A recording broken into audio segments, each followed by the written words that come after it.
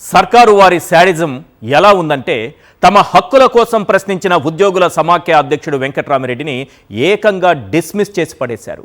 ఉద్యోగులు నోరు మెదపకూడదు, ఉద్యోగులు కొత్త పీఆర్సీ కోసం ప్రశ్నించకూడదు, ఉద్యోగులు ఐఆర్ ఎక్కడని నిలదీయకూడదు, ఉద్యోగులు 4 పెండింగ్ డిఏలు ఎప్పుడిస్తారని అడగకూడదు, ఉద్యోగులకు జీపీఎస్ కంటే మెరుగైన పెన్షన్ విధానం తెస్తామన్న ఎన్నికల హామీ ఎప్పుడు నెరవేరుస్తారని మాట మాత్రమైనా అడగకూడదు. కాదని ప్రశ్నించారంటే ఉద్యోగాలు ఊడబికేస్తారు, శాశ్వతంగా ఇంటికి పంపించేస్తారు. సర్కారు వారి సాధింపులు వేధింపులు ఏ స్థాయికి చేరాయంటే బాబు సీఎం అయిన ఈ 22 నెలల కాలంలో ఏకంగా 250 మంది సచివాలయ ఉద్యోగులు గుండెపోటుతో లేదంటే ఆత్మహత్యలు చేసుకుని మరణించారని ఉద్యోగ సంఘాలే చెబుతున్నాయి. అంటే సర్కారు వారి సాధింపులు వేధింపులు భరించలేక నెలకు సరాసరి 12 మంది ఉద్యోగులు మరణిస్తున్నారు.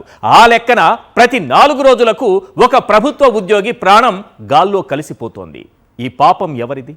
నమ్మి ఓట్లేసిన పాపానికి ప్రాణాలు పోగొట్టుకోవాల్సిందేనా? తమకు హక్కుగా రావాల్సినవి కూడా ప్రశ్నించకుండా మౌనంగా ఉండాల్సిందేనా? అసలు ఉద్యోగుల సమాఖ్య అధ్యక్షుడు వెంకట్రామిరెడ్డిని ఎందుకు డిస్మిస్ చేశారు? నిజంగానే వైఎస్ఆర్సీపీకి అనుకూలంగా గత ఎన్నికల్లో ప్రచారం చేశారా? దీనికి సంబంధించిన ఆధారాలు బాబు సర్కారు దగ్గర ఉన్నాయా? ఉద్యోగులకు బాబు ఇచ్చిన హామీలేంటి? నేడు ఉద్యోగుల పట్ల ఆయన వ్యవహరిస్తున్న తీరేంటి? వెంకట్రామిరెడ్డిపై బాబు కక్షకు కారణమేంటి? ఈ వివరాలన్నింటిలోకి వెళ్లే ముందు ఒక్కసారి ఉద్యోగులకు గత ఎన్నికల సందర్భంగా చంద్రబాబు నాయుడు గారు అంటే ఈ ఎన్నికల్లో చంద్రబాబు నాయుడు గారు ఇచ్చినటువంటి హామీలేంటి, ఆ టీడీపీ మేనిఫెస్టోను ఒకసారి చూద్దాం సార్.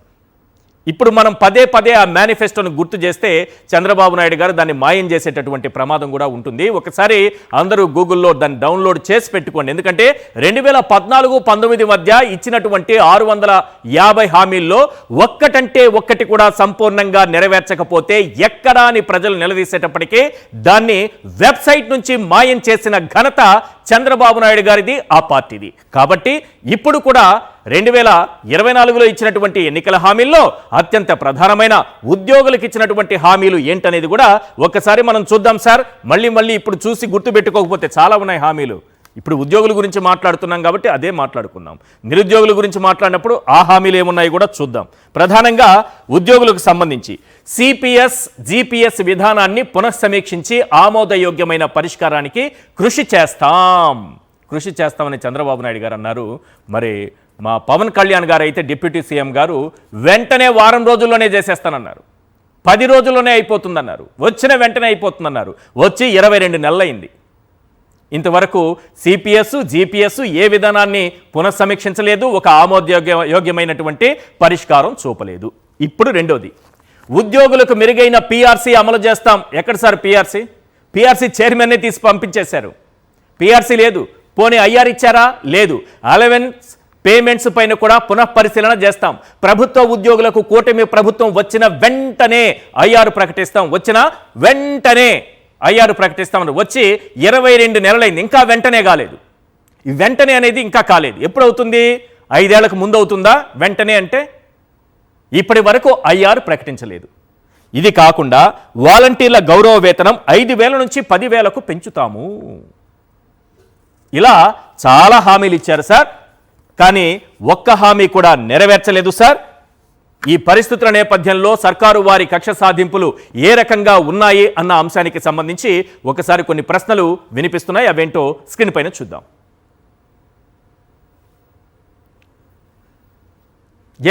ఉద్యోగుల సమస్యలపై నిలదీస్తున్న ఉద్యోగుల సమాఖ్య అధ్యక్షుడు వెంకట్రామిరెడ్డిని డిస్మిస్ చేశారంటే ఇది కదా సర్కారు వారి సాధింపంటే. పాయింట్ నెంబర్ 2, వెంకట్రామిరెడ్డి డిస్మిస్ను చూపించి మిగతా ఉద్యోగుల డిమాండ్ల కోసం రోడ్డెక్కకుండా బెదిరిస్తున్నారంటే ఇది కదా సర్కారు వారి సాధింపంటే. పాయింట్ నెంబర్ 3, కొత్త పీఆర్సీ వేయకుండా ఉన్న చైర్మన్ను తొలగించి ఉద్యోగులకు వెన్నుపోటు పొడిచారంటే ఇది కదా సర్కారు వారి సాధింపంటే. పాయింట్ నెంబర్ 4, ఐఆర్ ప్రకటించకుండా 4 పెండింగ్ డిఏలు ఇవ్వకుండా ఉద్యోగుల జీవితాలతో ఆడుకుంటున్నారంటే ఇది కదా సర్కారు వారి సాధింపంటే. పాయింట్ నెంబర్ 5, 3,50,000 కోట్ల రూపాయలు అప్పులు చేసినా ఉద్యోగులకు 40,000 కోట్ల బకాయిలు చెల్లించకుండా పొట్ట కొట్టారంటే ఇది కదా సర్కారు వారి సాధింపంటే. పాయింట్ నెంబర్ 6, సిపిఎస్ ఉద్యోగులకు జీపీఎస్ కంటే మెరుగైన పింఛన్ విధానమని ఓట్లేయించుకుని మోసం చేశారంటే ఇది కదా సర్కారు వారి సాధింపంటే. పాయింట్ నెంబర్ 7, సచివాలయ ఉద్యోగులకు నోషనల్ ఇంక్రిమెంట్లు ప్రమోషన్లని ఎన్నికల హామీ ఇచ్చి దగా చేశారంటే ఇది కదా సర్కారు వారి సాధింపంటే. పాయింట్ నెంబర్ 8, కేవలం జగన్ ఉద్యోగాలు ఇచ్చారనే కక్షతో సచివాలయ ఉద్యోగులకు టాయిలెట్ల దగ్గర డ్యూటీలు వేశారంటే ఇది కదా సర్కారు వారి సాధింపంటే. పాయింట్ నెంబర్ 9, ఆశా వర్కర్లకు జీతాలు పెంచి గ్రాడ్యుటీ ఇస్తామని హామీ ఇచ్చి కనీస వేతనాలు ఇవ్వకుండా చాకరీ చేయిస్తున్నారంటే ఇది కదా సర్కారు వారి సాధింపంటే. పాయింట్ నెంబర్ 10, బాబు సీఎం అయిన 22 నెలల కాలంలో 250 మంది సచివాలయ ఉద్యోగులు మరణించారని అంటున్నారంటే ఇది కదా సర్కారు వారి సాధింపంటే. ఇది ఉద్యోగులపైన కక్ష. ఇది కాకుండా నిరుద్యోగులపైన కూడా కక్ష ఉంటుంది చంద్రబాబు నాయుడు గారి సర్కార్కి. ఏ రకంగా అంటారా, వాళ్ళకి 20 లక్షల ఉద్యోగాలు అన్నారు. ఎన్ని లక్షల మందికి ఉద్యోగాలు ఇచ్చారనేది ఆయా ఇళ్లలో ఒకసారి కూర్చొని లెక్కలు వేసుకోండి. మీ ఇంట్లో ఎంతమందికి చంద్రబాబు నాయుడు గారు వచ్చిన తర్వాత ఉద్యోగం వచ్చిందని ఆ ఇంట్లో వాళ్ళే మీ ఇంట్లో ఉన్న వారిని చూసి లెక్కలు వేసుకోండి. 20 లక్షల ఉద్యోగాలు ఇచ్చేసామని ఆల్రెడీ ఇచ్చేసామని అంటున్నారు. సరే, ఇచ్చారా, ఇస్తున్నారా, ఎన్ని ఇచ్చారు? 1. అప్పటి వరకు ఉద్యోగం రానంత వరకు 3,000 రూపాయల నిరుద్యోగ భృతి అన్నారు. ఇచ్చారా? ఒక్కరికంటే ఒక్క నిరుద్యోగి 3,000 రూపాయలు, కేవలం 3,000 రూపాయలు. 3,56,000 కోట్ల రూపాయలు అప్పు తెచ్చిన మన చంద్రబాబు నాయుడు గారు ఒక్క నిరుద్యోగికి 3,000 రూపాయలు ఇచ్చారు. ఒకరికే, ఆ ఒక్కరికి కూడా ఇవ్వలేదు. ఇది కాకుండా జనవరి 1న ఎప్పటికప్పుడు జాబ్ క్యాలెండర్, అధికారంలోకి వచ్చిన వెంటనే జాబ్ క్యాలెండర్ అంట జనవరి 1న. మరి జనవరిలు వస్తున్నాయి, పోతున్నాయి, జాబ్ క్యాలెండర్ మాత్రం రావట్లేదు సార్. మొన్నేదో అంత జాబ్ క్యాలెండర్ ఒకటి వచ్చింది, ఇంతే ఉంది సైజు, చిన్న సైజులో ఒక జాబ్ క్యాలెండర్ వచ్చింది. ఉద్యోగులను ఈ విధంగా వేధిస్తున్న విధానం పైన జగన్మోహన్ రెడ్డి గారు ఈరోజు ఒక ట్వీట్ పెట్టారు. ఒకసారి స్క్రీన్ పైన చూద్దాం.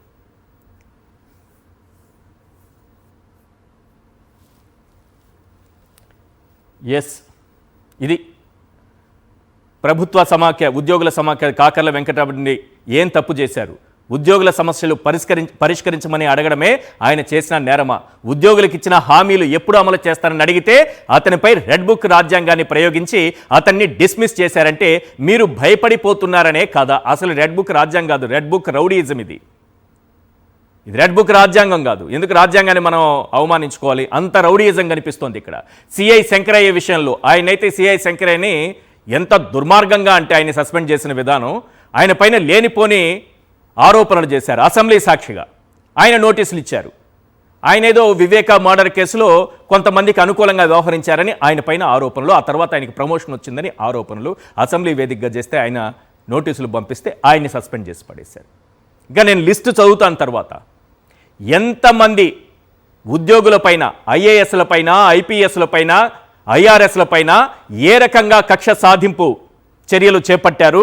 అసలు ఈ రెడ్ బుక్ రౌడీయిజం ఎంత దుర్మార్గంగా ప్రవర్తిస్తోంది ఈ రాష్ట్రంలో అన్న అంశాలన్నింటిపైన మాట్లాడదాం. అలాగే అసలు వెంకట్రామిరెడ్డిని డిస్మిస్ చేయడం వెనుక ప్రధాన కారణం ఏంటి? ఇదే జగన్మోహన్ రెడ్డి గారు 2019-24 మధ్య ఉద్యోగులకు ఇచ్చినటువంటి హామీలేంటి, ఆ హామీలను ఏ రకంగా నెరవేర్చారు అన్న అంశాలు కూడా మనం మాట్లాడుకోవాలి, తప్పనిసరిగా మాట్లాడాలి. ఎందుకంటే గత ఎన్నికల సమయంలో ఉద్యోగులకు వ్యతిరేకంగా, ఉపాధ్యాయులకు వ్యతిరేకంగా జగన్మోహన్ రెడ్డి గారి సర్కారు ఏదో చేస్తోందనేటటువంటి భ్రమల్ని, ఒక భయాన్ని ఉద్యోగుల్లో, ఉపాధ్యాయుల్లో కల్పించినటువంటి ఘనత ఆనాటి చంద్రబాబుది, ఎల్లో మీడియాది. కానీ వాస్తవానికి ఆ రోజు జరిగిందేంటి, ఇప్పుడు జరుగుతున్నదేంటి, ఈ అంశాలన్నిటిపైన క్లియర్గా మాట్లాడుకుందాం. చర్చలో పాల్గొంటున్నారు కాకర్ల వెంకటరామరెడ్డి గారు, AP government employees federation chairman, అలాగే రామ్నాథ్ గారు, సీనియర్ అనలిస్ట్. సార్ వెంకటరామరెడ్డి గారు, ఏపీ గవర్నమెంట్ ఎంప్లాయీస్ ఫెడరేషన్ చైర్మనే కదా, ఇప్పటికే అది ఉన్నట్టేనా? డిస్మిస్ అయిన తర్వాత ఉంటుందా, ఉండదా? ఇప్పటికి నేను ఎంప్లాయీని కాదు కాబట్టి ఇప్పుడు దాన్ని చెప్పలేము. నేను ఎంప్లాయీ ఉన్నంత వరకు నేను government employees federation chairman. Okay sir, ఇక్కడ గతంలో ఎప్పుడు లేని ఏపీ హిస్టరీలో ఒక రికార్డు స్థాయిలో 19వ తారీఖున ఒక ఉద్యోగ సంఘం నాయకుడు ఒక ప్రెస్ మీట్ పెడితే 20వ తారీఖున డిస్మిస్, 24 గంటల్లో డిస్మిస్ చేసినటువంటి హిస్టరీ మొదటిసారి నమోదైంది. ఏంటి మీ పైన అంత కక్ష ఏంటి ప్రభుత్వానికి? అవును, సార్ ఒకటి నేను ఒక్కనే కాదు ఆ రోజు ప్రెస్ మీట్ పెట్టింది. మీరు గమనిస్తే ఆదివారం రోజు ఏపీఎన్జిఓ అధ్యక్షుడు విద్యాసాగర్ గారు పెట్టారు, రెవెన్యూ అధ్యక్షుడు బొప్పరాజు గారు పెట్టారు, ఏపీజీ అధ్యక్షుడు సూర్యనారాయణ గారు పెట్టారు. అంటే ఇప్పుడు ఏమైందంటే నా మీద కేసు 2 సంవత్సరాల నుంచి ఉంది సార్. కలెక్టర్ రిపోర్టు కూడా వచ్చి కూడా 8 నెలలు అయింది. నిన్న ఎందుకు చేశారంటే 2 ఏళ్ల నుంచి ప్రభుత్వం ఉద్యోగులకు ఏమీ చేయలేదనే అసంతృప్తి ఆవేదన ప్రతి ఉద్యోగిలో ఉంది. ఆ ఉద్యోగుల ఆవేదన ఉంది కాబట్టి ఉద్యోగ సంఘాల నాయకులందరూ కూడా అది గమనించి మనం కామ్గా ఉంటే ప్రభుత్వం ఇంకా ఏమి చేయదు ఉద్యోగులకు, ఖచ్చితంగా ప్రభుత్వం మీద ఒత్తిడి తీసుకురావాలంటే ఏదో ఒక కార్యాచరణ చేయాలి, ఏదో ఒక నిరసన కార్యక్రమాలు చేయాలని అందరూ బయటకు వచ్చి మాట్లాడి ప్రభుత్వానికి అల్టిమేటం ఇచ్చిండ్రు ఆదివారం రోజు. అది ఇచ్చిన రోజు మరుసటి రోజు ఎందుకు చేశారంటే అందరూ ఉద్యోగులందరూ రోడ్డు మీద రావడానికి సిద్ధంగా ఉన్నారు, ఇలాంటి టైంలో రోడ్డు మీదకి వచ్చే ఇబ్బంది పడతాము అంటే మనం ఉద్యోగులకు ఏమి చేయకూడదు. మామూలుగా ప్రభుత్వం ఉద్యోగుల ఆవేదన ఉంది, ఉద్యోగులు అసంతృప్తిగా ఉన్నారు, వాళ్ళ అసంతృప్తి చల్లార్చాలంటే వాళ్ళు మీటింగ్ పిలిచి మీకు ఇవ్వాల్సేటి ఇవి ఉన్నాయి, ఇవి చేయలేము, ఏదో ఇది చేసాము, ఇవ్వాల్సిన వాటిలో 10% అని ఇచ్చి సంతృప్తి పరుస్తారు. అవును, 4 డిఏలు అంటే 1 డిఏ ఇచ్చి అట్లా ఏదైనా చేస్తారు. కానీ ఇప్పుడు ప్రభుత్వం ఏం ఆలోచిస్తుందంటే ఉద్యోగులకు ఇవ్వాల్సేటి ఏమి ఇవ్వకుండా, ఉద్యోగులకు ఏమి చేయకూడదు, కానీ ఉద్యోగులు రోడ్డు మీదకి రాకూడదు, ఉద్యోగులు మాట్లాడకూడదు. అట్లా చేయాలంటే మాట్లాడే వాళ్ళని అనగదొక్కాలి, భయపెట్టాలి అనే ఒక్క ఉద్దేశంతోనే నా మీద ఈ ఆర్డర్ ఈ చర్య తీసుకున్నారు సార్. ఇది చాలా తప్పుడు చర్య. అంటే ఈ కేసు అంటే గవర్నమెంట్ సీసీ రూల్స్ చాలా స్పష్టంగా ఉన్నాయి. ఎవరిని ఉద్యోగం నుంచి డిస్మిస్ చేయాలంటే ప్రభుత్వం ఎలాంటి కేసులు చేయాలనేది చాలా స్పష్టంగా ఉంది సీసీ రూల్స్ లో. ఏంటి బ్రైబరీ కేసులు, కరప్షన్ కేసు, బైగామి అంటే 2 పెళ్లిలు చేసుకునే కేసులు గానీ, ఫోర్జరీ కేసులు గానీ, ఉమెన్ హరాస్ చేసిన కేసులు గానీ ఇలాంటి కేసుల్లో మాత్రమే డిస్మిస్ అనే పనిష్మెంట్ ఇంపోజ్ చేయాలి. కానీ ఇలాంటి ఏమీ లేకపోయినా గవర్నమెంట్ ఇలాంటి చర్య తీసుకుందంటే ఇంతవరకు ఒక ప్రభుత్వ ఉద్యోగి అయి ఉండి ఒక రాజకీయ పార్టీకి అనుకూలంగా వ్యవహరిస్తే లేదా ఎన్నికల్లో ప్రభావితం చేసేలా చేస్తే సర్వీస్ రూల్స్ ఉన్నాయి కదా కొన్ని, మీకే బాగా తెలుసవి, వాటి ప్రకారం ఉద్యోగిని తొలగించే అవకాశం ఉంటుంది కదా. మరి మీరు అలాంటిది ఏమన్నా పాల్గొన్నారా? అలాంటి సందర్భాల్లో డిస్మిస్ చేసే అలా పాల్పడలేదు లేదు, అలా చేసినా డిస్మిస్ చేసే అధికారం ప్రభుత్వానికి లేదు సార్. మీకు చాలా ఉదాహరణలు ఉన్నాయి. గవర్నమెంట్ కి ఉద్యోగానికి రాజీనామా చేసి ఎన్నికల్లో పోటీ చేసి ఎన్నికల్లో కొట్లాడి అందరినీ అపోజిషన్ పార్టీ వాళ్ళని తిట్టి వచ్చిన వాళ్ళకి కూడా మళ్ళీ ప్రభుత్వం ఓడిపోయినాక వచ్చి అడిగితే ప్రభుత్వం ఉద్యోగం ఇచ్చిన సందర్భాలు చాలా ఉన్నాయి. కాబట్టి రాజకీయంగా పాల్గొంటే డిస్మిస్ చేయాలనే రూల్ ఎక్కడా లేదు. ప్లస్ ఒకటి నేను ఎక్కడా పాల్గొనలేదు. నా మీద పెట్టిన కేసు చూసుకుంటే మీరు నేను 4 ఎలక్షన్ టైంలో 4 డిపోల్లో తిరిగి ప్రచారం చేసిన అనేది కేసు. కానీ నేను తిరిగి 4 డిపో మేనేజర్లు మీకు వాట్సాప్ లో పంపించిన సార్, ఆ డిపో మేనేజర్లు ఇచ్చిన రిపోర్ట్ కూడా 4 డిపో మేనేజర్లు చాలా స్పష్టంగా ఇక్కడ ఎలాంటి ఎన్నికల ప్రచారం జరగలేదని చాలా స్పష్టంగా రిపోర్ట్ ఇచ్చిండ్రు. అయినా ప్రభుత్వం అడ్డగోలుగా అంటే ఏమి ఆధారాలు లేవు అయినా కూడా చేసిందంటే మనం చేసేది, మన దగ్గర పవర్ ఉంది చేసేద్దాం, కోర్టుకు పోయి వచ్చి అప్పుడు చూసుకుందాం అనే అహంకారంతో చేసిన తప్ప ఉద్యోగులను భయపెట్టాలి, ఉద్యోగుల వాయిస్ ఇప్పుడు మిగతా వాళ్ళు ఎవరు గట్టిగా మాట్లాడడం లేదు. నేను మాట్లాడుతున్నా కాబట్టి నా మీద చర్య తీసుకుంటే మిగతా వాళ్ళు కూడా ఎవరు మాట్లాడే ధైర్యం చేయరు అనే ఒక దురుద్దేశంతో ప్రభుత్వం ఇలాంటి దుశ్చర్యకు ఒడిగట్టింది. అయినా ఇది నిలబడదు. ఇది ఏ రకంగానూ అంటే నేను తప్పు చేయలేదు, తప్పు చేసిన ఆధారాలు ఒకటి కూడా లేవు. ప్లస్ ఒకవేళ ఇన్ కేసు తప్పు చేసినా కూడా ఆ తప్పుకు విధించే శిక్ష ఇది కాదు, డిస్మిస్ చేసే కేసు ఇది కాదు. కాబట్టి ఏ రకంగానూ ఇది సమర్థించే చర్య కాదు. కాబట్టి కోర్టులో ఖచ్చితంగా ఇది నిలబడదు సార్. ప్రభుత్వాన్ని ఆశిస్తున్నా. అయితే ప్రభుత్వాన్ని నేను మీకు ఆ నమ్మకం ఉందా, నిలబడుతుంది అనుకుంటున్నారా? ఎందుకంటే సిసిఏ రూల్ 1991 ప్రకారం డిస్మిస్ చేయొచ్చని అంటున్నారు, వాళ్ళు అంటున్నారు, ప్రభుత్వం అంటుంది. ఓకే, మరి కోర్టుకు వెళ్తే న్యాయం జరుగుతుందా? సిసిఏ రూల్ చెప్తున్నా నేను స్పష్టంగా. సిసిఏ రూల్ లో ఏముంది?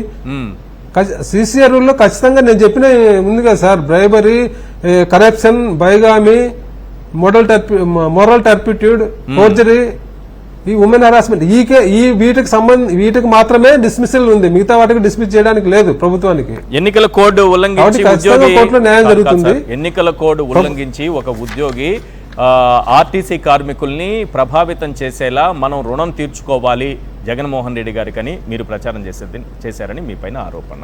ఆ ఆరోపణకి తగినట్టే ఇక్కడ ఎన్నికల కోడ్ ఉల్లంఘన జరిగింది, ఒక ప్రభుత్వ ఉద్యోగి అయి ఉండి ఇలా ఎన్నికల ప్రచారం చేశారు అనేది రెండోది. దానికి తగినట్టే దానికి ఏదో కొన్ని ఆధారాలు ఉన్నాయని వాళ్ళు చెప్తున్నారు. నిజానికి ఉందా? ఎక్కడైనా ఏ డిపో మేనేజర్ అయినా ఇచ్చారా ఆధారాలు? వీడియోలు కానీ ఫోటోలు? నేను నిన్న సార్ నేను నిన్నటి నుంచి అన్ని మీడియా సంస్థలతో మాట్లాడినా, చాలా టీవీలో మాట్లాడినా, ఆధారం ఉంటే చూపించండి అని. ఆధారం ఉంటే చూపించండి అని నేను నిన్నటి నుంచి అడుగుతున్నా. ఏం మీడియా నా మీద వ్యతిరేక ప్రచారం చేసే మీడియాలు కొన్ని మీడియా సంస్థలు వాళ్ళు కూడా ఏం చూపించడం లేదు. వాళ్ళు నేను అంతకుముందు ఏదో మాట్లాడిన వీడియోలో అవన్నీ పెడుతున్నారు తప్ప, నేను ఎలక్షన్ టైంలో ఈ రకంగా పాంప్లెట్ పంచిన ఒక ఫోటో గానీ, నేను అక్కడ మీటింగ్ పెట్టిన ఒక వీడియో గానీ ఏదైనా ఉంటే ఒకటి చూపిమనండి. ఏమి ఎలాంటి ఆధారం లేవు. 100% ఇప్పుడు ఛాలెంజ్ చేస్తున్నా ప్రభుత్వాన్ని. నేను ఇంత ఓపెన్ ఛాలెంజ్ చేస్తున్నా కదా ప్రభుత్వాన్ని, ఇంత విమర్శిస్తున్నా కదా, మీకు ఉంటే చూపించండి. నేను కోర్టుకు కూడా వెళ్ళను. నేను పాంప్లెట్ పంచిన ఫోటో గానీ, నేను పాంప్లెట్ పంచిన వీడియో గానీ, నేను అక్కడ ఎలక్షన్ లో పలానా పార్టీకి ఓటేయమని చెప్పిన వీడియో కానీ, నేను మీటింగ్ పెట్టిన వీడియో కానీ ఉంటే మీరు రిలీజ్ చేయండి. నేను కోర్టుకు కూడా వెళ్లకుండా నేను మీకే సారీ చెప్పి నేను ఉద్యోగం నేనే వదిలేసుకుంటా. అంటే నేను ఎలాంటి తప్పు చేయలేదు, ఎలాంటి ఆధారం లేదు. అడ్డగోలుగా చేయాలా? ఎందుకు చేస్తుందంటే 100% సార్. వాళ్ళు 2 ఏళ్లలో ప్రభుత్వం ఉద్యోగులకు ఇచ్చిన హామీ 9 హామీలు. ఇందాక మీరు కొన్ని హామీలు చెప్పిన 9 హామీలు ఇచ్చింది ప్రభుత్వం.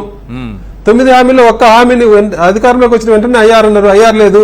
పిఆర్సీ సమయం దాటిపోయిందంటే పిఆర్సీ ఉద్యోగులకు ఎప్పుడు 2023 జూలై నుంచి రావాలి పిఆర్సీ. ఈ పిఆర్సీ టైం అయిపోయి 3 సంవత్సరాలు అయింది. ఈ రోజుకి పిఆర్సీ కమిషన్ ఇలా గత ప్రభుత్వం చేసిన పిఆర్సీ కమిషన్ ను బెదరగొట్టి వీళ్ళు పంపించిండ్రు. రిజైన్ చేసిండు ఆయన. ఎందుకు చేసిండు? వీళ్ళేమనుకుంటే ఎందుకు రిజైన్ చేస్తాడు? రిజైన్ చేసిన కమిషనర్ స్థలంలో ఇంతవరకు కమిషన్ అపాయింట్ చేయలే. కమిషన్ అపాయింట్ చేసినాక కమిషన్ రిపోర్ట్ ఇవ్వడానికి పోలేరు. దాని మీద ఉద్యోగులతో చర్చించి ఇది జరిగేదానికి ఇంకెప్పుడు జరుగుతుంది? అపాయింట్ అయిన తర్వాత దాన్ని ఇంప్లిమెంట్ చేయాలంటే మినిమం 2 సంవత్సరాలు పడుతుంది. అపాయింట్ అయిన తర్వాత 2 సంవత్సరాలు పడుతుంది సార్ ఇంప్లిమెంట్ చేయాలంటే. అలాంటిది ఈ రోజుకి కమిషన్ అపాయింట్ చేయలే. కమిషన్ అపాయింట్ చేసేది ఎప్పుడు వీళ్ళు అంటే 2029 ఎన్నికల దాకా వీళ్ళకు పిఆర్సీ ఇచ్చే ఉద్దేశం లేదు. దాన్ని నేను ప్రశ్నించుతుంటే వాళ్ళకి నచ్చడంలే. 1వ తారీఖు జీతం ఇస్తామంటున్నారు. ఎవరికి ఇచ్చిన 1వ తారీఖు జీతం చెప్పమనండి. అవుట్ సోర్సింగ్ ఉద్యోగులు, కాంట్రాక్ట్ ఉద్యోగులు, జీతాలు రావటం లేదా, తక్కువ జీతం వచ్చే ఉద్యోగులు కాబట్టి 100% రావడం లేదు. అదే నేను చెప్తున్నా సార్. గత ప్రభుత్వంలో ఏం జరిగింది? అవుట్ సోర్సింగ్ ఉద్యోగులు, కాంట్రాక్ట్ ఉద్యోగులు, తక్కువ జీతం ఉద్యోగులు కాబట్టి 1వ తారీఖు వాళ్ళకు జీతం ఇచ్చేవాళ్ళు, మిగతా వాళ్ళకు తర్వాత జీతాలు బిల్లు వేసేవాళ్ళు. అప్పుడు టీచర్లకు, పెన్షనర్లకు 2-3 తారీఖులో లేట్ అయ్యేది. మిగతా ఉద్యోగులందరికీ కాంట్రాక్ట్ అవుట్ సోర్సింగ్ ఉద్యోగులు 1వ తారీఖు జీతం పడేది. ఈ రోజు ఏమవుతుంది? రెగ్యులర్ ఉద్యోగులు 1వ తారీఖు జీతం పడుతుంది. కాంట్రాక్ట్ అవుట్ సోర్సింగ్ ఉద్యోగులకు లేట్ అవుతుంది. 10వ తారీఖు కూడా అవుతుంది కొన్ని సందర్భాల్లో. ఇప్పుడు నేను ఈ రోజు చెప్తున్నా, ఈ రోజుకి కాంట్రాక్ట్ పక్షులకు జీతం 1 నెల కాదు 2 నెలల జీతం రాలేదు. నిజమే కాదు చెప్పమండి. ఫైనాన్స్ సెక్రటరీని, ఫైనాన్స్ మినిస్టర్ గానీ ఎవరైనా మాట్లాడమని నిజం కాదేమో. ఈ రోజుకి కాంట్రాక్ట్ లక్షలకు 2 నెలల నుంచి జీతం లేదు. మళ్ళీ ఎవరికి 1వ తారీఖు జీతం ఇస్తున్నారు? సిపిఎస్ ఉద్యోగులకు గత ప్రభుత్వం జీపీఎస్ గ్యారంటీ పెన్షన్ తీసుకొచ్చింది. దానికంటే మెరుగైన పెన్షన్ విధానం తీసుకొచ్చామని చెప్పిండ్రు. ఇప్పుడు 2 సంవత్సరాలు అయింది వీళ్ళొచ్చి. ఏం అసలు దాని మీద స్పందించిందా? ఒక కమిటీ వేసిందా? సిపిఎస్ ఉద్యోగులు పిలిచి మాట్లాడిందా మీకు ఇదే విధంగా న్యాయం చేస్తామని చెప్పి? అసలు దాని గురించి రెస్పాన్సే లేదు. అవుట్ సోర్సింగ్ ఉద్యోగులందరికీ ప్రభుత్వ పథకాలు ఇస్తామన్నారు. ఇంతవరకు ఒక ఉద్యోగికి ఒక ప్రభుత్వ పథకం ఇవ్వలేదు. పెన్షన్లలో ఒక కార్పొరేషన్ ఏర్పాటు చేస్తామన్నారు. ఇంతవరకు అది లేదు. ఆశా వర్కర్లకు జీతాలు పెంచుతామన్నారు. అది లేదు. అంగన్వాడీలకు గ్రాట్యుటీ ఇస్తామన్నారు. అది లేదు. ఒక సమగ్ర శిక్ష వాళ్ళకు జీతం పెంచినా, బీఆర్ఏలకు జీతం పెరగల. అవన్నీ వదిలిపెట్టండి. వాళ్ళు ఎన్నికల్లో ఇచ్చిన హామీలు వదిలిపెట్టండి. రెగ్యులర్ గా రావాల్సిన డిఏలు ఇచ్చిందా? 2 ఏళ్ళు ప్రభుత్వం 1 డిఏ ఇచ్చింది. 4 డిఏలు ఉండే చరిత్ర గతంలో ఎప్పుడు లేదు. కరోనా టైంలో గవర్నమెంట్ ఆఫ్ ఇండియా 3 డిఏలు హోల్డ్ చేసింది కాబట్టి అప్పుడు పెండింగ్ ఉన్నాయి తప్ప మిగతా సందర్భంలో 4 డిఏలు ఉద్యోగులకు పెండింగ్ ఎప్పుడు లేదు. ఇప్పుడే ఉన్నాయి. డిఏలకు దిక్కు లేదు. ప్రమోషన్లు ఇవ్వడం లేదు. అసెంబ్లీలో అన్ని ఖాళీలు ఉన్నాయి. ఎస్ఓలు, ఏఎస్లు, అడిషనల్ సెక్రటరీ అన్ని పోస్టులు ఖాళీ ఉన్నాయి. ప్రమోషన్ 2 ఏళ్ళ నుంచి ప్రమోషన్ ఇచ్చిన చెప్పండి. మా సచివాలయంలో 70 ఎస్ఓ పోస్టులు ఖాళీ ఉన్నాయి. ప్రమోషన్లు ఇవ్వడం లేదు. ఏం చేసింది ఉద్యోగులకు? 2 ఏళ్లలో ప్రభుత్వం ఉద్యోగులకు పలానా పని చేసినామని చెప్పమనండి. నా మీద కొందరు పచ్చ జర్నలిస్టులు, పచ్చ మీడియా వాళ్ళు ఇష్టం వచ్చినట్టు మాట్లాడుతున్నారు కానీ ఒక పార్టీ ఏజెంట్ అని. నేను చెప్తున్నా, నేను గత ప్రభుత్వం మంచి చేసింది కాబట్టి మంచి చేసిందంటే పార్టీ ముద్దు చేసిండ్రు. ఇప్పుడు ఈ ప్రభుత్వం ఏం చేస్తుంది? మీరు ఈ ప్రభుత్వానికి వకాలతో పుచ్చుకుంటున్నారు కదా. ఈ ప్రభుత్వం 2 ఏళ్లలో ఏం చేసినా మీరు ఛాలెంజ్ చేస్తున్నారు. మీకు చూపించండి ఒక పని, ఉద్యోగులకు ఉపయోగపడే పని ఒక్కటి చేసిందేమో చూపించండి. గత ప్రభుత్వంలో కరోనా వంటి సంక్షోభం ఉన్నప్పటికీ, కరోనా ఇబ్బంది ఉండి రాష్ట్రానికి ఆదాయం పూర్తిగా పడిపోయినా కూడా 23% పిఆర్సీ ఇచ్చింది. అదే కరోనా సంక్షోభంలో ఇప్పుడు ప్రభుత్వం ఈ ముఖ్యమంత్రి గారు ఉండింటే ఉద్యోగులందరికీ నేను ఈ సందర్భంగా ఉద్యోగులందరికీ అందరినీ అడుగుతున్నా, మీ మనస్సాక్షికి, మీ గుండెల మీద చేసుకొని మీ మనస్సాక్షిగా ఆలోచించండి. ఈ ముఖ్యమంత్రి కరోనా సందర్భంలో ఉండింటే మనకు పిఆర్సీ వచ్చినదా? 23% వదిలేదు, కనీసం 20% పిఆర్సీ అంటే మనకి ఇచ్చినవాడా? 100% ఇచ్చినవాడు కాదు. అప్పుడు మన జోబులో మన జీతం నుంచి ఒక రోజు 2 రోజుల్లో కరోనా ఇబ్బంది ఉంది, రాష్ట్ర ఆదాయం పడిపోయిందని చెప్పి అంతకుముందు రాజధాని కోసం ఒక ఉండి పెట్టిండి, మనందరికీ తెలుసు. ఇట్లా కరోనా కోసమని కరోనా ఉండి ఒకటి పెట్టి మా ఎంప్లాయీ జీతాల నుంచి ఒక రోజు 2 రోజులు శాలరీ లాగేసి ఉండేవాడు తప్ప ఉద్యోగులకు పిఆర్సీ ఇచ్చినవాడా కరోనా సంక్షోభంలో ఈ ముఖ్యమంత్రి ఉంటే? అప్పుడు ఆ ప్రభుత్వం 2019 ఎన్నికల్లో ఇచ్చిన మేనిఫెస్టో ఇచ్చిన ఎన్నికల హామీలన్నీ 80% హామీలు ఫస్ట్ సంవత్సరంలోనే ఇంప్లిమెంట్ చేసింది. కాదని చెప్పమండి, మీ పచ్చ మీడియా జర్నలిస్ట్ వచ్చి చెప్పమండి కాదని. ఆయన ఇచ్చిన హామీలన్నీ తీసి ఈ హామీలు అమలు చేయలేదని చెప్పమండి. 27% అయ్యారు. గవర్నమెంట్ వచ్చిన మొదటి క్యాబినెట్ అప్రూవ్ చేసి 2019 జూలై 1 నుంచి 27% అయ్యారు ఇచ్చిండ్రు. ఆర్టీసీ ఉద్యోగులు ప్రభుత్వంలోకి విలీనం చేసిండ్రు. 3600 కోట్ల సంవత్సరానికి భారం పడినా కూడా వచ్చిన 6 నెలల్లోనే ఆర్టీసీ ఉద్యోగులను ప్రభుత్వంలోకి తీసుకున్నారు. ఆశా వర్కర్లకు జీతం పెంచిండ్రు, అంగన్వాడీలకు జీతం పెరిగింది, సమగ్ర శిక్ష వాళ్ళకి జీతం పెరిగింది. మహిళా ఉద్యోగులకు 2 నెలలు ఉండే చైల్డ్ కేర్ ను 6 నెలలకు పెంచిండ్రు.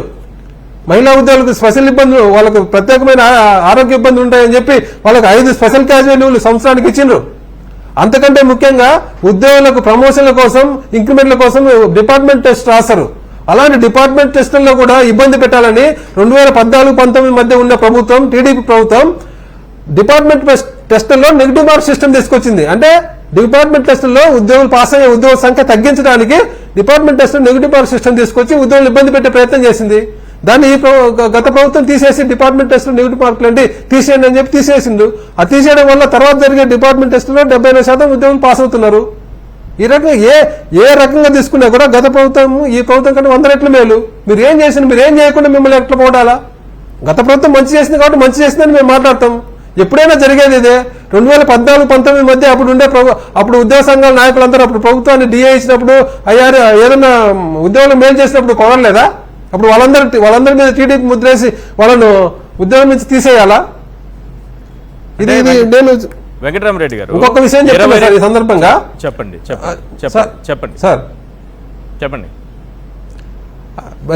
ఉద్యోగులను రాజకీయంగా వాడుకోవడం అనేది మొదలుపెట్టిందే ఈ ప్రభుత్వం, ఈ ముఖ్యమంత్రి గారు.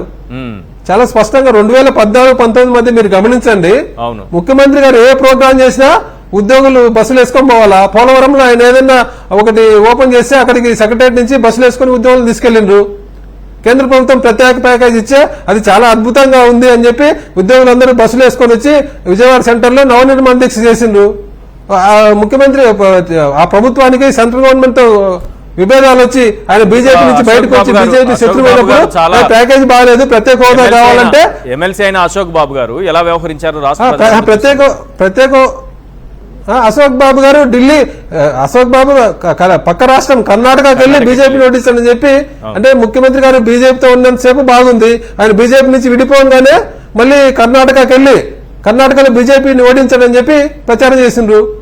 అలాగే మా ఎంప్లాయీస్ అందరినీ తీసుకెళ్లి ఢిల్లీలో వాళ్ళకి నల్ల చొక్కాలు వేసి మోడీ గారిని వ్యక్తిగతంగా మోడీ గారిని తిట్టించడం, బీజేపీని తిట్టించడం చేయలేదా? ముఖ్యమంత్రి హోదాలో మీరు ముఖ్యమంత్రిగా ఉండి పక్కన ఉద్యోగ సంఘాల నాయకులను కూర్చోబెట్టి నల్ల చొక్కాలు వేసి వాళ్ళతో ఒక రాజకీయ పార్టీని తిట్టించి ఒక రాజకీయ పార్టీని రాష్ట్రం నుంచి తరిమి కొడతాం, బీజేపీకి రాష్ట్రంలో ఒక సీటు కూడా రానివ్వని చెప్పి ఉద్యోగ సంఘాల నాయకులతో మాట్లాడి మీరు నా మీద ఇలాంటి చర్య తీసుకోవడానికి మీకు సిగ్గనిపించడం లేదా? నేను ముఖ్యమంత్రి గారిని సూటిగా ప్రశ్నిస్తున్నా.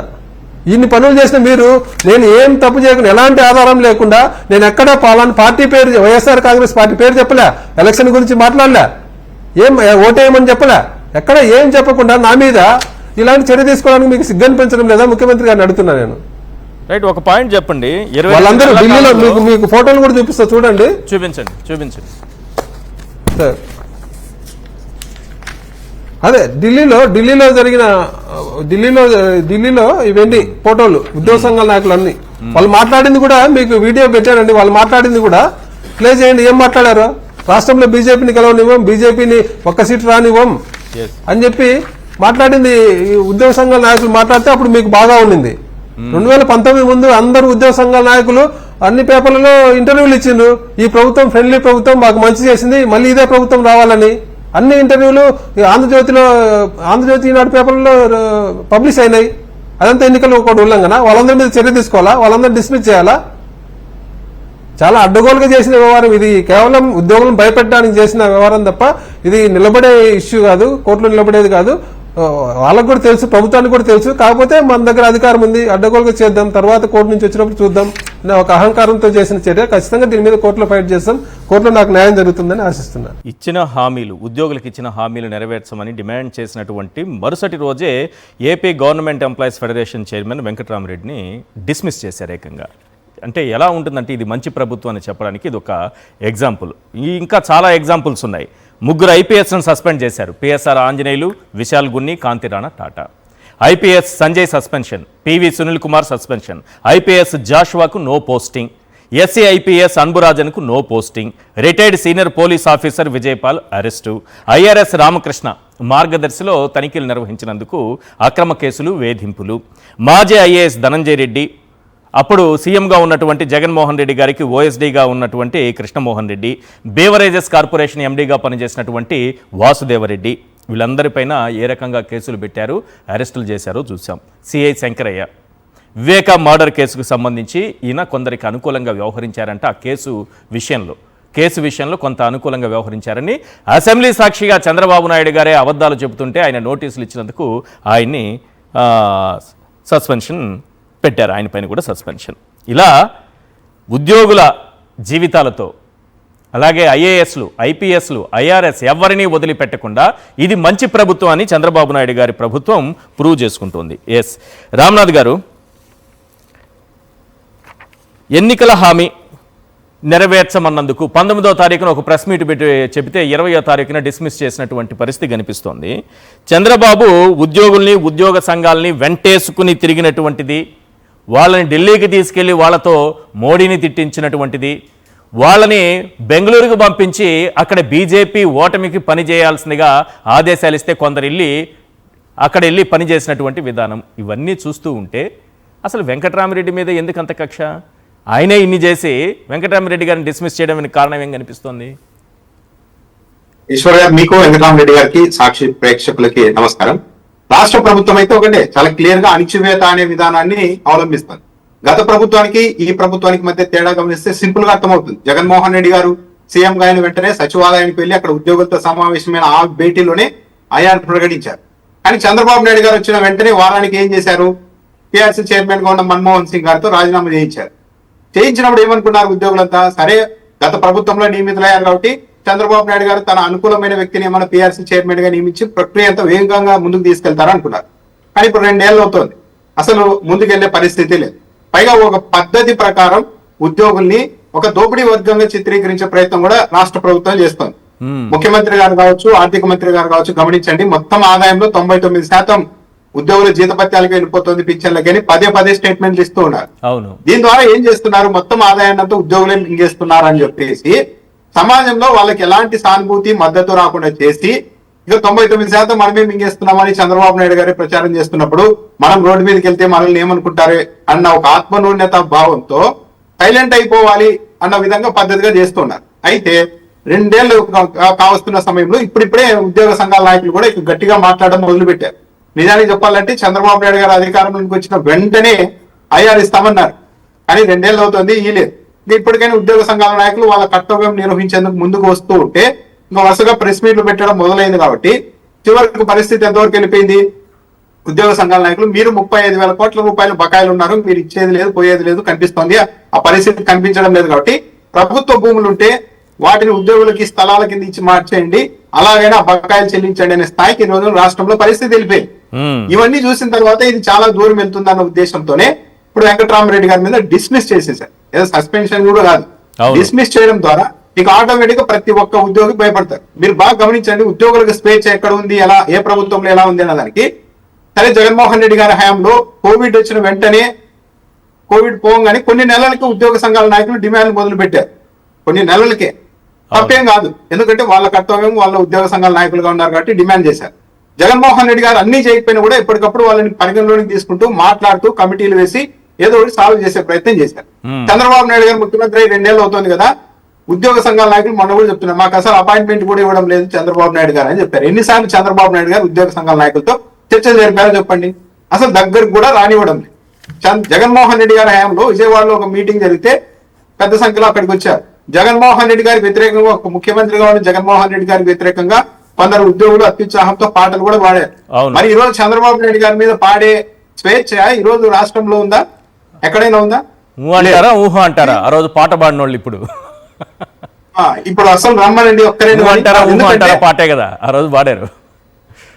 చంద్రబాబు నాయుడు గారు ఎవరిని ఎలా బెదిరించాలో దానికి తగ్గట్టుగానే స్క్రిప్ట్ రెడీ చేసుకుని ముందుకు వెళ్తున్నారు. సిఎస్ శంకరయ్య గారు పాపం మరీ అన్యాయం.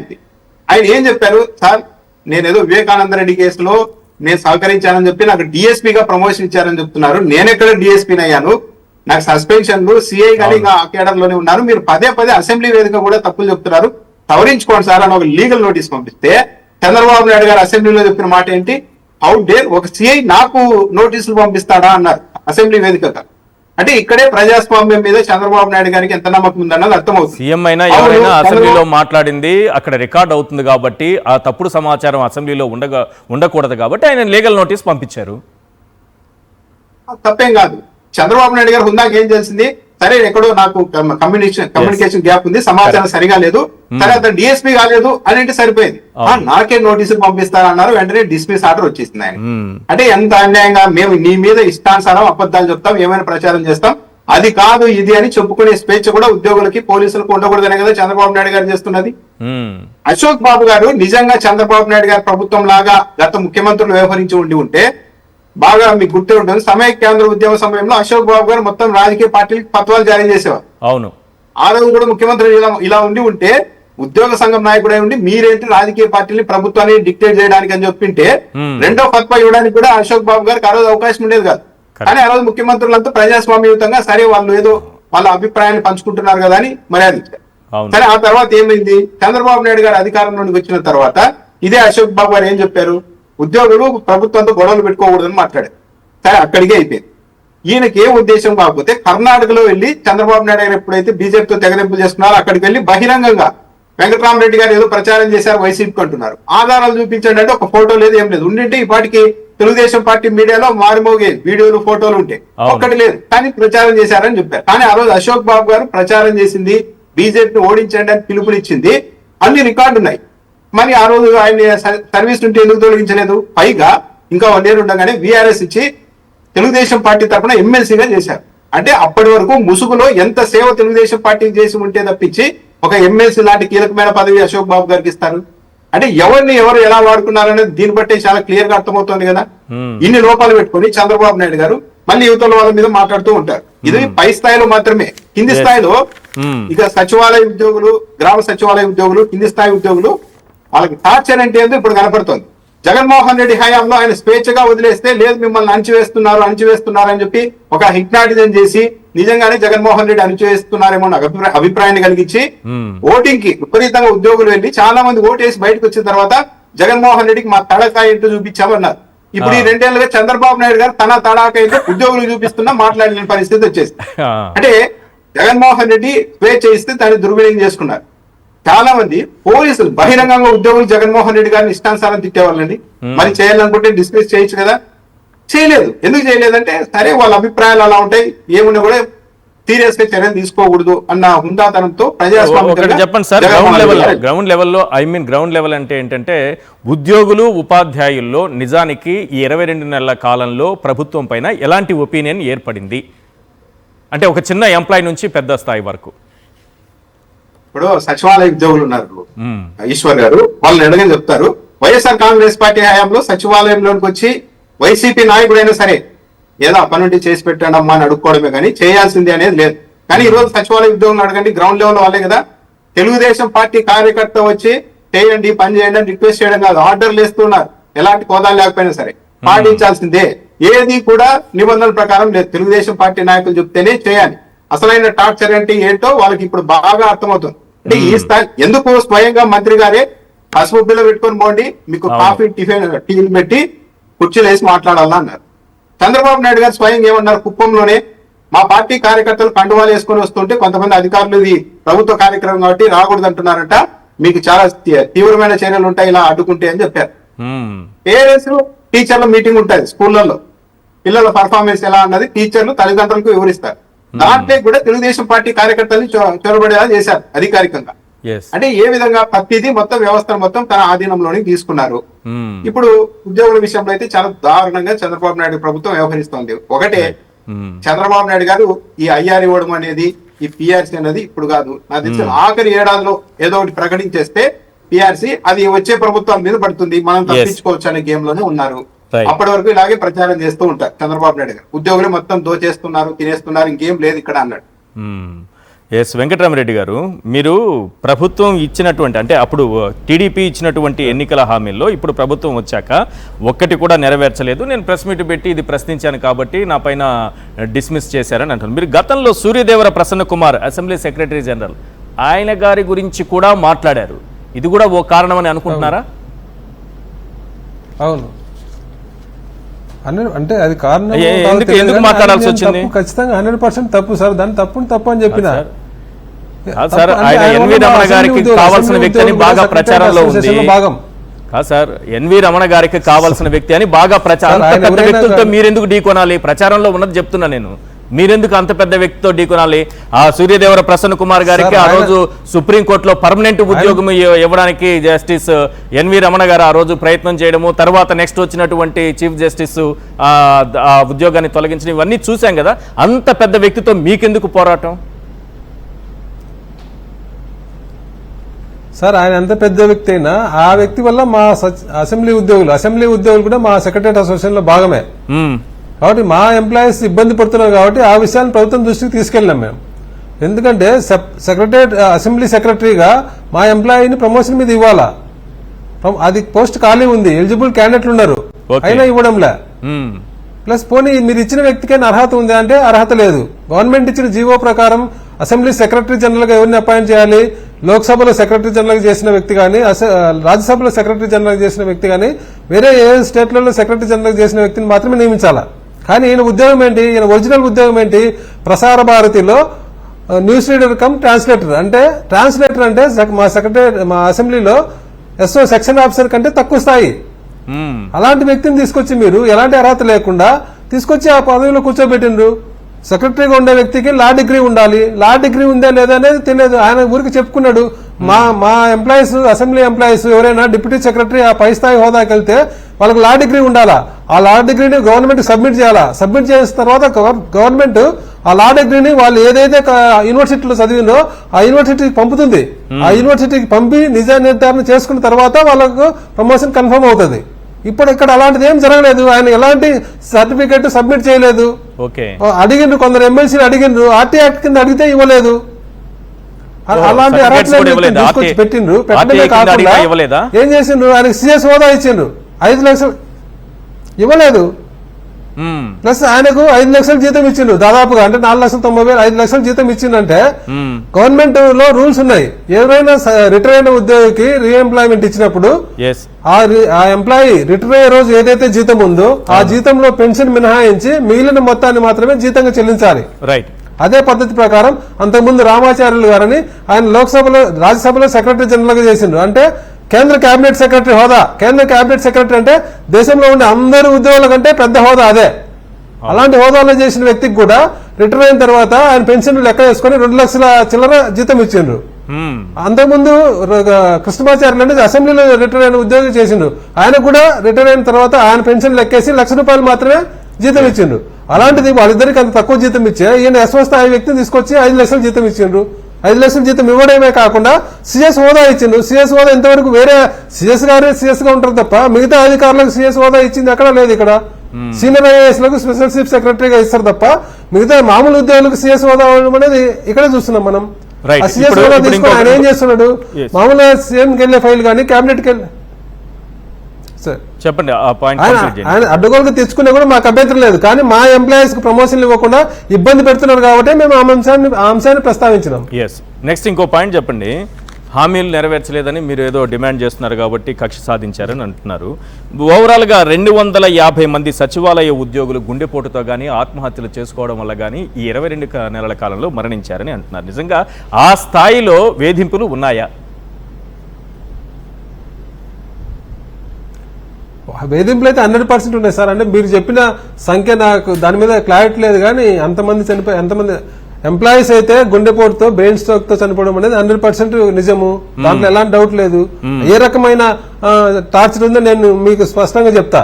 ఇప్పుడు ఎంప్లాయీస్ ను ప్రభుత్వం ఐవీఆర్ఎస్ కాల్స్ అని కొత్త పద్ధతి తీసుకొచ్చింది. అంటే ఐవీఆర్ఎస్ కాల్స్ ద్వారా మీ సచివాలయ ఉద్యోగి మీ సచివాలయంలో ఉంటున్నాడా, మీకు పెన్షన్ ఇచ్చేటప్పుడు లంచం అడుగుతున్నాడా అని ఐవీఆర్ఎస్ కాల్స్ చేస్తారు. ఆ కాల్ పోయే వ్యక్తులు వాళ్ళు చదువుకున్న వాళ్ళు అంటే పల్లెల్లో ఉండే వాళ్ళు అన్ఎడ్యుకేటెడ్ కూడా ఉండొచ్చు. వాళ్ళకి ఏం నొక్కాలో తెలియకపోవచ్చు. వాళ్ళు 1, 2 ఏదో నొక్కితే ఆ రెస్పాన్స్ బట్టి మీరు సచివాలయంలో ఉండలేదు, మీరు లంచం అడుగుతున్నారు అని చెప్పి ఉద్యోగులకు నోటీసులు ఇచ్చి సస్పెండ్ చేసిన సందర్భం చాలా ఉన్నాయి. ఇలాంటి గతంలో ఎప్పుడు జరగలేదు. నేను ప్రభుత్వాన్ని అడుగుతున్నా, మీరు సచివాలయ ఉద్యోగులు సచివాలయంలో ఉన్నారా అని ఎట్లా అడుగుతారు? మీరు సచివాలయంలో ఉండనిస్తున్నారా?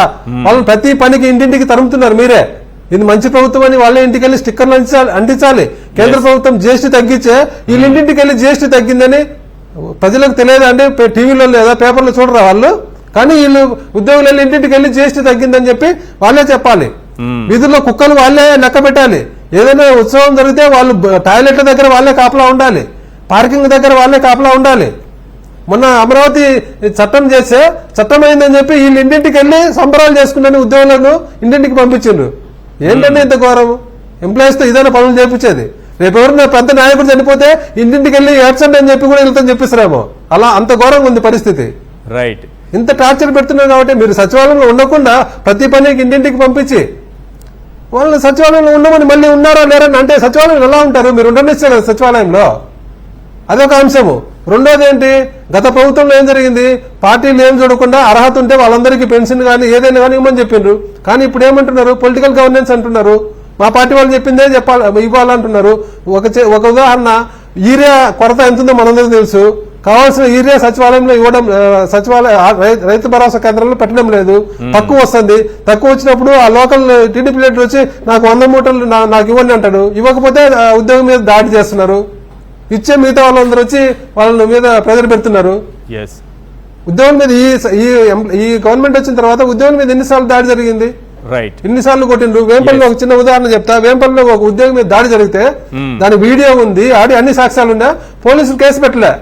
కేసు పెట్టకుండా వాళ్ళు మళ్ళీ ఆ ఉద్యోగిని పిలిచి వాళ్ళు చెప్పే మాట ఏంటి, నువ్వు కంప్లైంట్ విత్డ్రా చేసుకోకపోతే నువ్వు ఇంట్లో వెళ్లి ఆడవాళ్ళతో మిస్బిహేవ్ చేశామని నీ మీద ఉల్టా కేసు పెడతామని చెప్పి ఆ ఉద్యోగిని బెదిరించిండ్రు.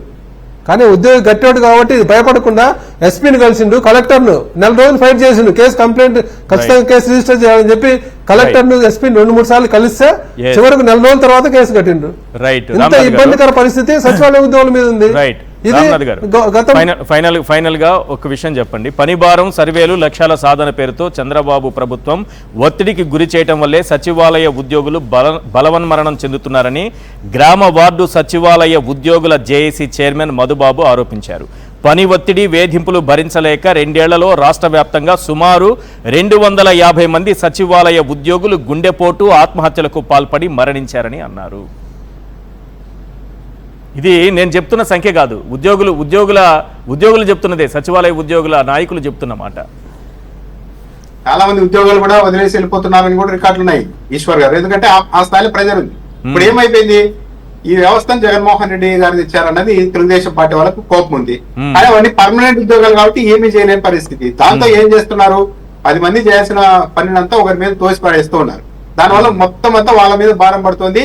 ఇక దానికి తోడు పొలిటికల్ ప్రెజర్లు, వాళ్ళని చట్ట ప్రకారం రూల్స్ ప్రకారం ఫాలో అయ్యే పరిస్థితి లేదు. ఓవరాల్ గా చంద్రబాబు నాయుడు గారు చేస్తున్నది ఏంటంటే ఉద్యోగులందరినీ భయపెట్టే క్రమం ఒకటైతే ఇందులో పొలిటికల్ యాంగిల్ కూడా ఉంది. ఇప్పుడు ఏపీ వెంకటేశ్వరరావు గారు ఏది నిఘా పరికరాల వ్యవహారంలో ఆరోపణలు రావడం, వైసీపీ ఎమ్మెల్యేల కొనుగోళ్లలో కీలక పాత్ర అంటూ ఆరోపణలు రావడం, రకరకాల ఫోన్ ట్యాపింగ్లు, ఇలా రకరకాల ఆరోపణలు వస్తే ఆయన జస్ట్ సస్పెండ్ చేస్తే ఇది రాతియుగం నాటి పాలన అంటూ ప్రచారం చేశారు. కానీ ఈ రోజు చూడండి, మొత్తం దళిత వర్గాలకి, రకరకాల వర్గాలకు సంబంధించిన ఐఏఎస్ ని, ఐపీఎస్ ని అరెస్టులు చేసి లోపలేయడం, కేసులు పెట్టడం, సస్పెండ్ చేయడం, మొత్తం 199 మంది పోలీస్ ఆఫీసర్లు ఇప్పటికీ బీఆర్ లో ఉన్నాడు, జీతాలు కూడా ఇవ్వని పరిస్థితి.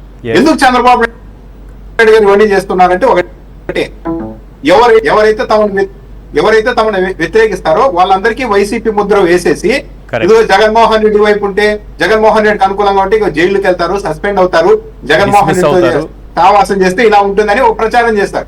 కానీ వాళ్ళందరి మీద కేసులు పెట్టేది, జైలుకు పంపేదంతా మళ్ళీ చంద్రబాబు నాయుడు గారు చేస్తారు. పంపించి తాను జైలుకు పంపించి జగన్మోహన్ రెడ్డి వల్ల అయిందంటే, అంటే నెక్స్ట్ ఇది తప్పు అని జగన్మోహన్ రెడ్డి గారు నిరూపించాలనుకుంటే ఇంకా తాను అధికారంలోకి వచ్చిన తర్వాత లేదు నేను ఇంతకాలము టీడీపీకి అనుకూలమైన అధికారుల పట్ల మానవీయ కోణంలోనే వ్యవహరించాం, సున్నితంగా వ్యవహరించాం, కాబట్టి ఇప్పుడు మీరు మా మీద ఇలాంటి నిందలు వేస్తున్నారు కాబట్టి మీ వైపు నుండి 10 మందిని లోపల పెట్టాల్సిందే అనే పాలసీకి వస్తే అప్పుడు చంద్రబాబు నాయుడు గారు ఏం చేస్తారు?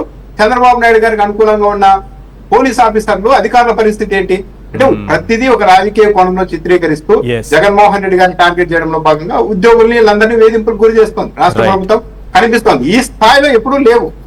అరెస్టులు కావచ్చు, సస్పెండ్ చేయడాలు కావచ్చు, వీఆర్లో పెట్టడం కావచ్చు, ఎప్పుడూ లేదు అసలు ఇది. రైట్ అండి.